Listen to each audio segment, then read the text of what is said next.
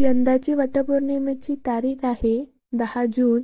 रावांचे नाव घेते ची सून. 3 वर्षातून येतो अधिक मास. रावांसाठी ठेवला पहिल्यांदाच वटपौर्णिमेचा उपवास. पहिलीच माझी वटपौर्णिमा. पूजा केली थाटामाटात. रावांसोबत बांधली मी जन्मोजन्मीची गाठ. पहिल्या वटपौर्णिमेला केला उपवास. उपवासाला आणले लाडू. राव बसले रुसून, आता समजून कशी काढू. पहिलीच वटपौर्णिमा म्हणून नेसले हिरवी साडी. रावांमुळे आली आयुष्याला गोडी. नऊवारीवर घालते मराठमोळा साज. रावांचे नाव घेते वटपौर्णिमा आज. वडाच्या झाडाला फेऱ्या घालण्यासाठी जमल्या साऱ्या बायका. रावांचे नाव घेते सर्वजण ऐका. वटवृक्ष म्हणजे निसर्गाचा अनमोल ठेवा. रावांची आयुष्यभर करेन मी सेवा.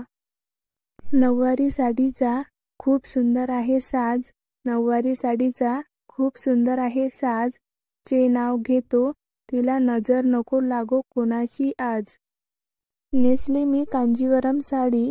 रावांचं नाव घेते आणि त्यावर बनारसी खण.